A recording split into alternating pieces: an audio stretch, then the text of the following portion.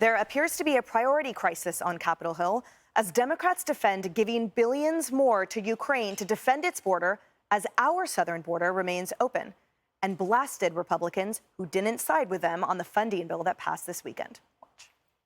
Some say, well, we have to deal with our border first. The Ukrainian-Russian border is our border.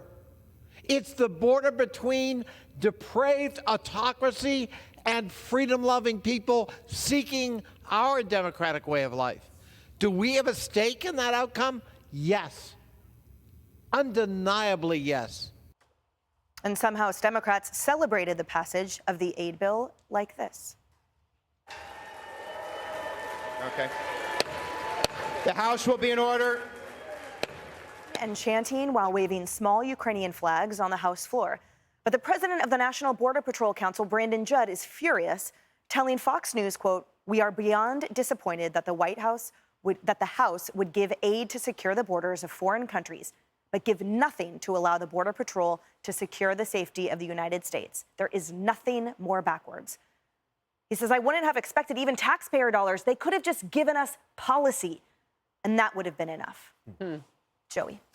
Yeah, the thing about the Ukraine aid package that is kind of like the silent justification among D.C. is that a lot of that money is not going to Ukraine because it's going to supply munitions to replenish what we've given. They sell, the ones that talk about it, and most of them won't, they sell that as a positive, like, oh, well, if you don't want to fund Ukraine, you should want to fund us. But the truth there is that they have already given it to Ukraine. They've made us acceptable in doing it. They did it very quietly. And there's no one's going to make this a selling point because the Democrats won't do it because then their constituents get mad that they're funding defense. And for some reason, Democrats don't like to defend our country, as you see at the border. Republicans aren't going to do it because it shows their own complicity in making our country vulnerable. So when they're passing this bill, they're trying to rob Peter to pay Paul is what they're trying to do. This is money already spent, munitions already sent. Passing this bill today doesn't change the tide of the war today, but it does apparently replace the things we've already given away that we couldn't afford to give away. And I think for me, I don't know what my opinion is on the Ukraine and our involvement. My opinion is you don't get to send me to war for 20 years and then tell me to keep paying for other wars without making it difficult on you. And I hope that that's where taxpayers and voters are. It's an added demoralizing layer, Molly, to read our correspondent Bill Malugin sharing texts from Border Patrol agents, so disheartened, things just like, we're screwed, and it's over, it's done. It's unbelievable, actually. The American people have been so clear that they want something done about our border. And everyone understands that Republicans only control one chamber, but they just kind of rolled over and got nothing. You had the Senate refuse to hold the trial for the Mayorkas impeachment, and the Speaker of the House just said, okay.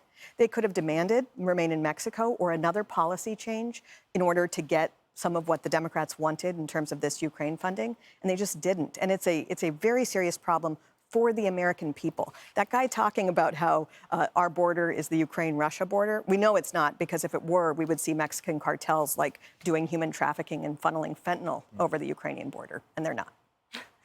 What is your analysis on that House that Molly just...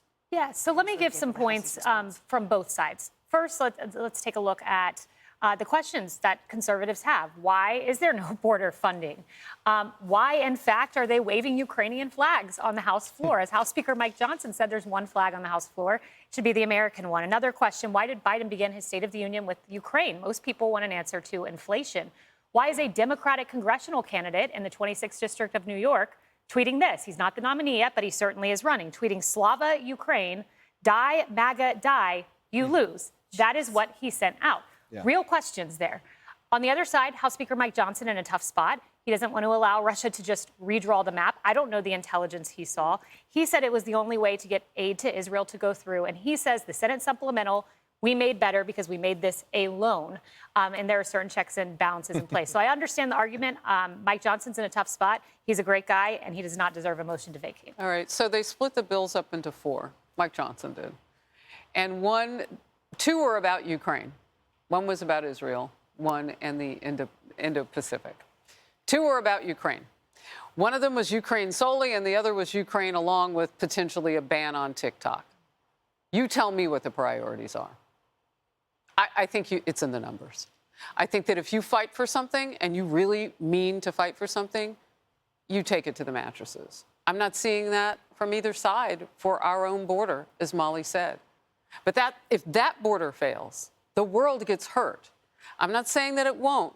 With Ukraine and Russia, of course, they're next to our allies. They want into NATO for our protection, too. But you know they can't win that war. We sat in military in focus. Not a general has told me that they can win that war, that we are at stalemate. I'm sure Mike Johnson's a good guy. He's got a reputation of making a lot of promises and keeping none of them right now. So His district loves him, I will say. They do love him. More Outnumbered in just a moment. Stay with us.